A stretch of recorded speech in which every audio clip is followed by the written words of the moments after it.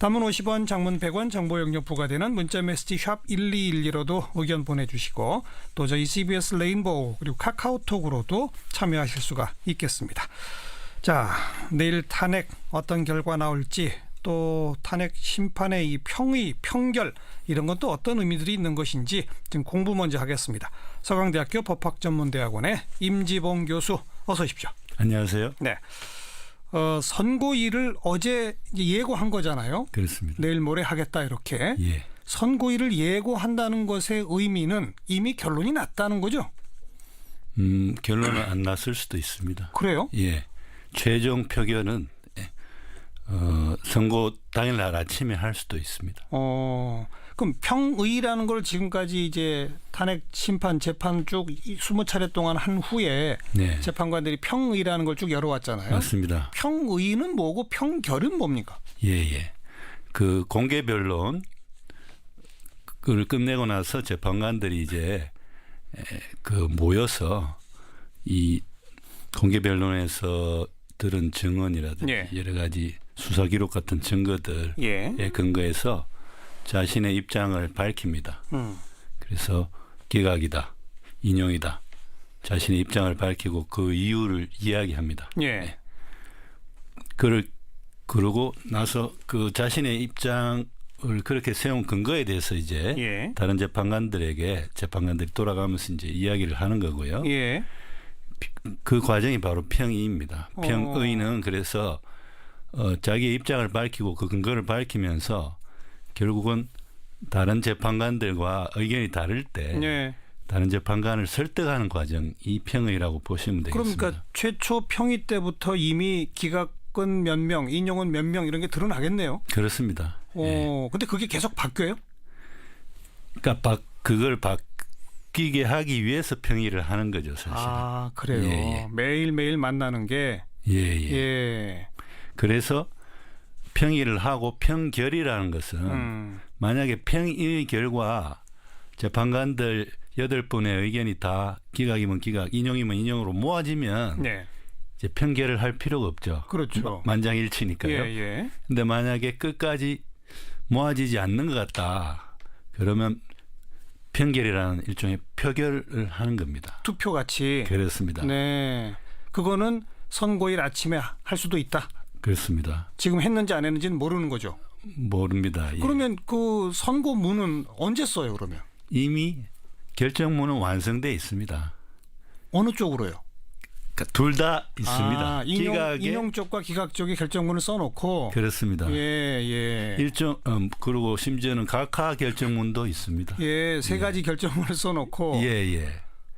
그리고 뭐 정확한 시점은 모르지만. 네네. 최종 선고 아무튼 이전에. 네네. 서로 견해가 다를 때는 평결이라는 절차를 거치게 된다. 그렇습니다. 그러면 지금 예. 임지병 교수의 설명에 의하면 예. 헌법재판관들이 평의를 지금까지 매일매일 여러 차례 해왔잖아요. 그렇습니다. 여러 차례 해왔다는 얘기는 예. 이미 만장일치는 아니다라는 거를 우리가 그렇게 해석해도 되나요? 만장일치가 첫날부터 만장일치였으면 평의를 계속 거듭할 이유가 없잖아요. 그런데 처음부터 만장일치일 경우에도 그때는 또 결정문을 좀 더 이런 식으로 다듬는 게 좋겠다. 저런 식으로 다듬는 게 좋겠다. 아하. 그러니까 결정문을 다듬기 위해서 또 평의를 할 수도 있는 것이죠. 예. 또 그러니까 어떤 재판관은 예. 인용이라는 결론에는 다른 재판관들과 동의를 하지만 예. 그 근거, 인용에 이른 근거, 이유에 대해서는 견해를 달리할 수 있잖아요. 그렇죠. 그렇기 때문에 그 결정문에서 인용의 근거를 예. 이렇게 쓰자 저렇게 쓰자 예. 뭐 그런 것을 가지고 또 평의를 할 수도 있는 것이죠. 그럼 정말 뭐 오리무중이군요.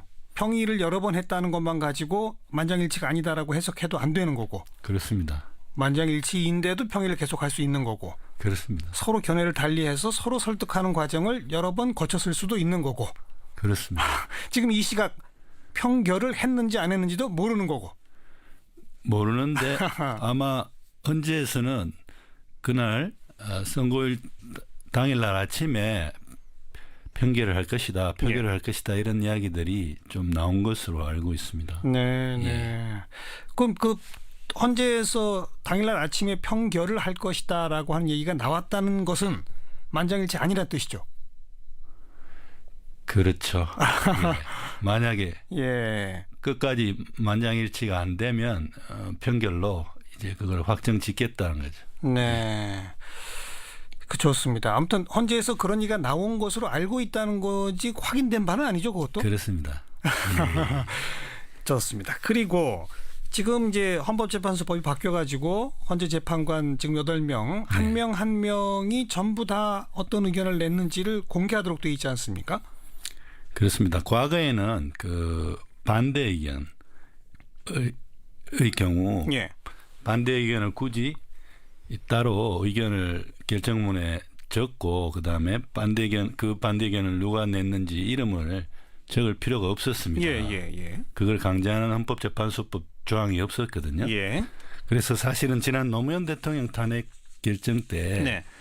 뭐 공공한 비밀이 그때도 결국은 그 9번 전원에 의해서 탄핵 사유에 해당 안 된다라는 기각 결정이 공식적으로 나갔습니다만 예. 평의 과정에서 끝까지 세 분이 인용해야 된다. 즉 탄핵 사유 있다라는 주장을 굽히지 않았거든요. 예. 그런데 그때는 헌법재판소법에 네. 반대 의견의 경우 예. 그렇게 이름을 명시해서 반대 의견을 결정문에 써야 된다 이런 규정이 없었기 때문에 네. 결국은 재판관들이 타협을 해가지고 반대 의견의 의견을 결정문 속에 녹여주는 대신에 예. 반대 의견을 따로 밝히지 않기로 그리고 반대 의견을 취한 재판관 3명의 이름을 적지 않기로 네. 그렇게 타협을 했습니다. 그래서 지난 노무현 대통령 판결문을 유심히 보시면 예.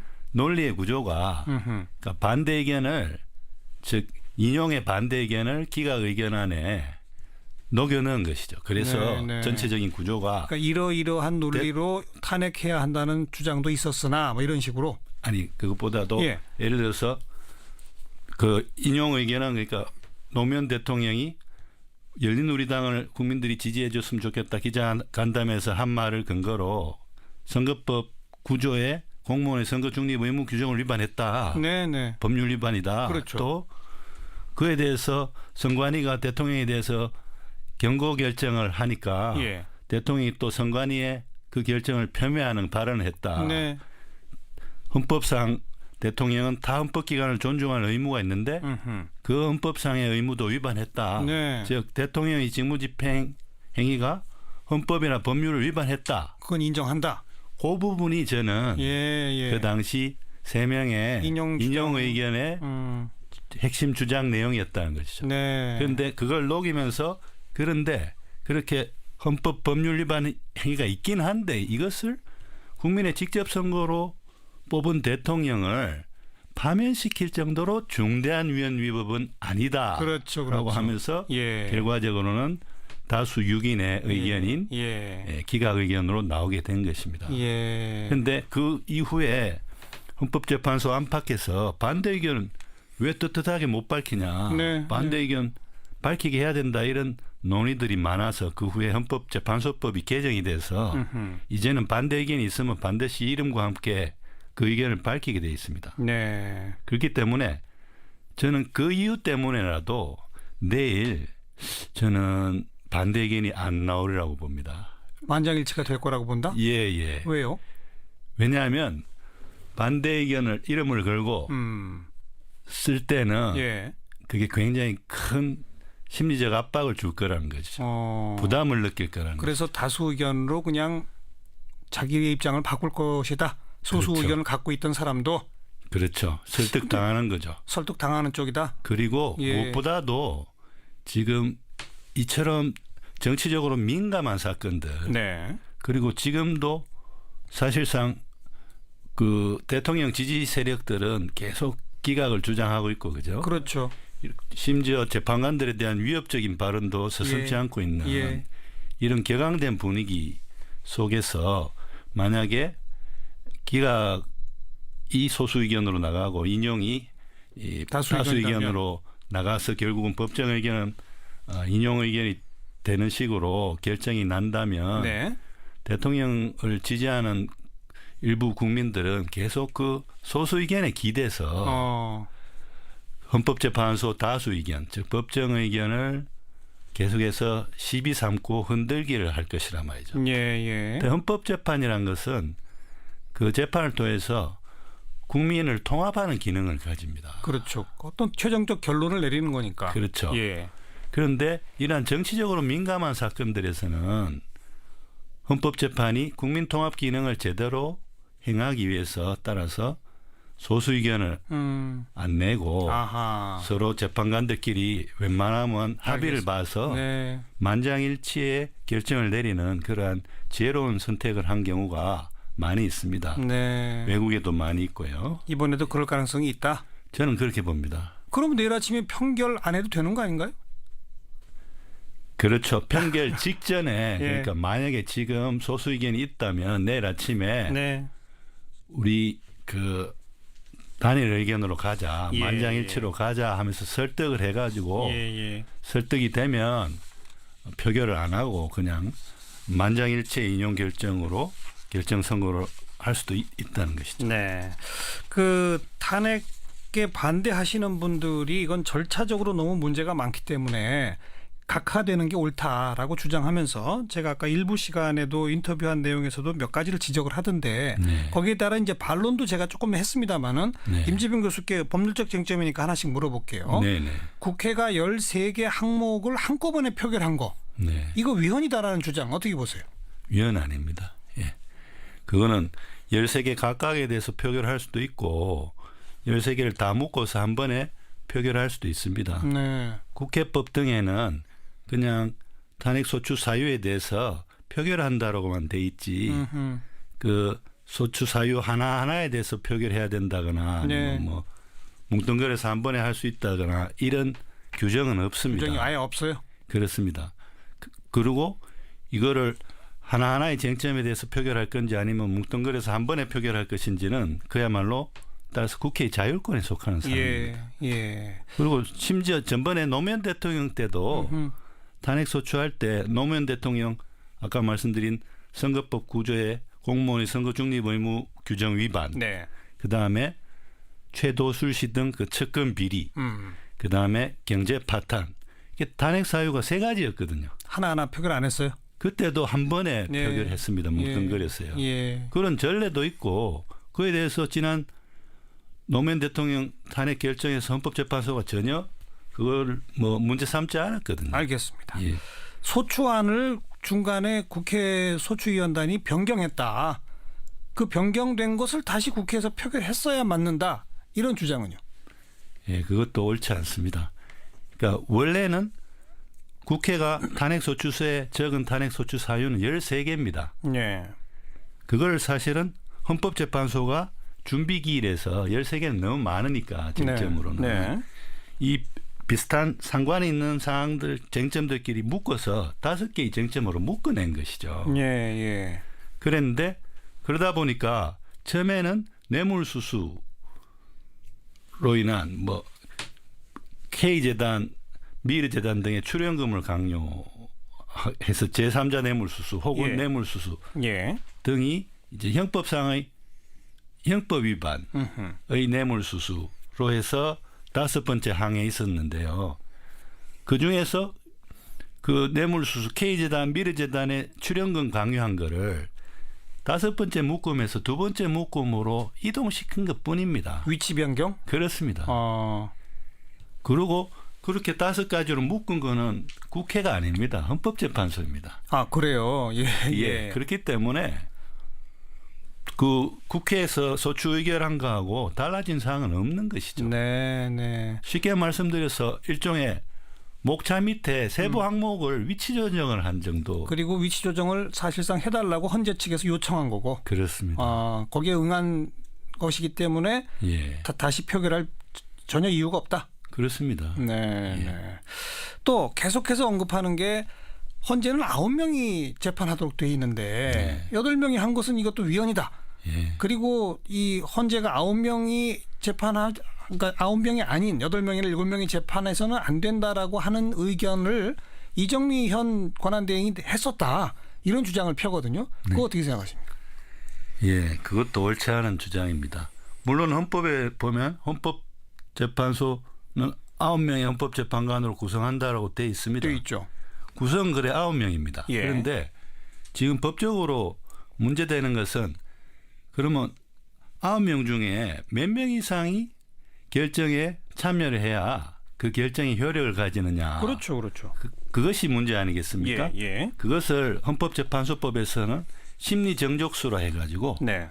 7인 이상의 재판관이 결정에 가담하면 결정을 유효한 결정을 내릴 수 있다는 법조항이 있습니다. 헌법재판소법에 딱 명기가 돼 있고요. 명기가 되어 있습니다. 예. 7인 이상이라고 돼 있고 예. 지금 현재 8인이기 때문에 충분히 8인이 인용이다 혹은 기각이다 각하다 결정을 있다? 내릴 수 있는 거죠. 유효한 결정을 내릴 수 있는 거죠. 오히려 예. 그러한 대통령 측 대리인단의 주장을 따라서 헌법재판소가 만약에 8인이기 때문에 9인이 다 채워질 때까지 만약에 심리를 중단한다. 네. 8인이라서 심리 정족수는 되는데도 네, 네. 9인이 될 때까지 심리를 중단한다. 그것이야말로 오히려 헌법재판소에 의한 직무유기입니다. 그 법을 어기는 거로군요. 그렇죠. 그것이 위법입니다. 네. 그런데 바로 그 헌법재판소법 보니까 32조인 모양인데 7인 이상이 할 수 있다라고 규정되어 있는 말이죠. 그렇습니다. 예. 그것이 위헌이다라고 하는 심판이 있었나 보죠? 그것이 위헌이냐 아니냐에 대해서는 구체적으로 다투어진 것이 아닙니다. 아, 그래요? 그게 다투어진 것이 아니고 근데 이정미 현 권한대행이 이거 위헌이다라고 하는 주장을 했다고 자꾸 주장하시는 건 뭐예요, 그러면? 그 과거에 저희 그 한 재판관이 임기 만료로 퇴임하고 나서 네. 그때 조대현 재판관인가요? 그 예. 퇴임하고 나서 그 후임 예. 헌법재판관을 뽑는데 그 조 변호사님인가 조영호 변호사님인가요? 이분이 후보로 지명됐는데 예, 예.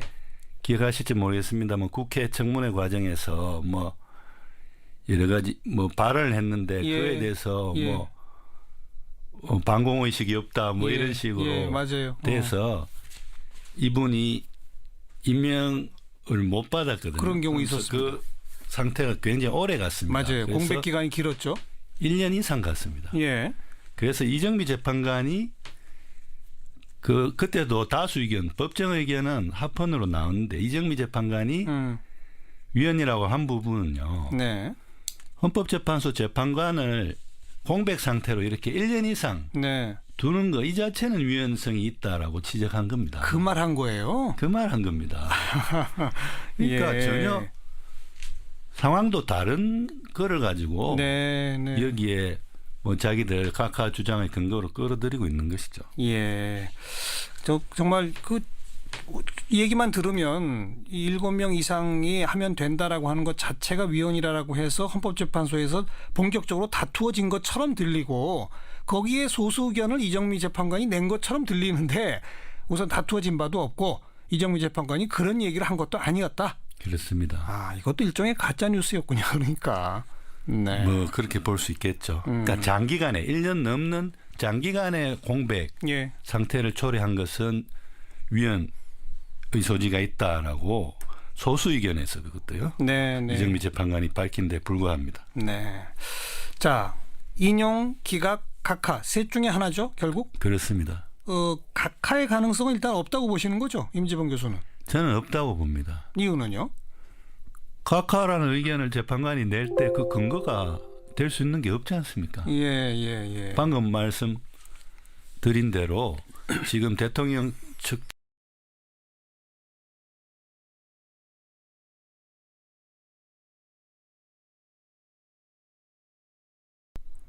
그렇습니다. 예.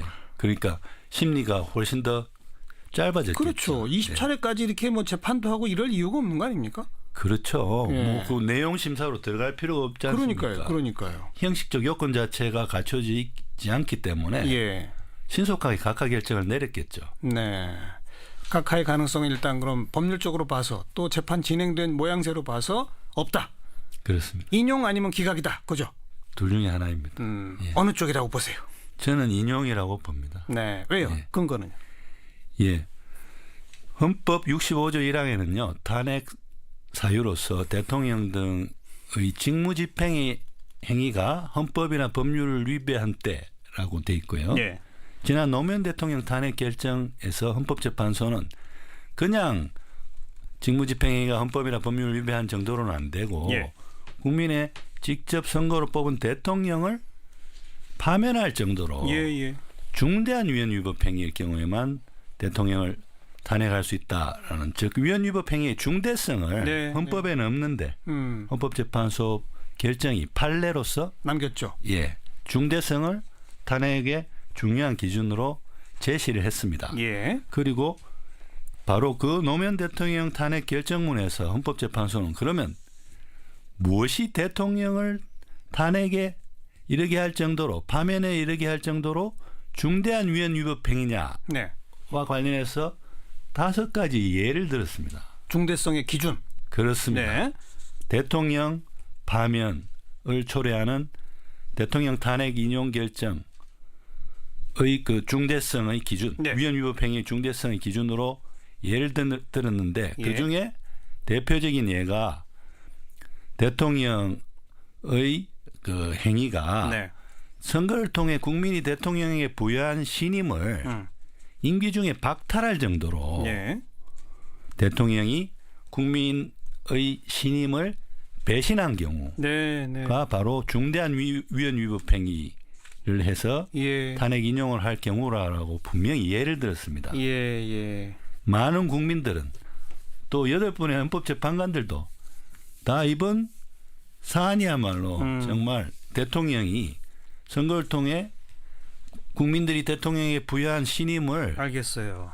배반한 배신한 것이다. 경우다라고 보지 않겠습니까? 네. 예, 그래서 인용을 확신하신다. 그렇습니다. 그리고 만장일치가 될 가능성이 높다고 보신다. 그렇습니다. 그런 인용 결정이 내리면 대통령 측에서 불복할 수 있는 방법이 있어요? 법률적으로. 재심 청구가 가능합니까? 재심 청구가 가능은 합니다. 예. 그런데 이제 보통 법에서 불복이라고 하는 경우는요. 상급법원에 상소하는 경우를 그렇죠. 불복 제도라고 이야기하는데요. 상급법원이 없죠. 헌법재판소는 단심이면서 최종심, 즉 헌법재판소가 헌법재판과 관련해서는 최고법원이기 때문에 네. 그 상소할 수 있는 상급법원이 없고요. 없고. 그다음에 재심은요? 헌법재판소에 다시 재심을 신청할 수는 있습니다. 예.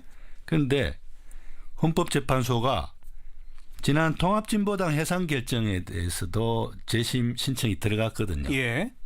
그런데 헌법재판소 각하합니다. 그 재심 신청을 받아들이지 않았습니다. 그렇죠. 같은 재판부인데 예.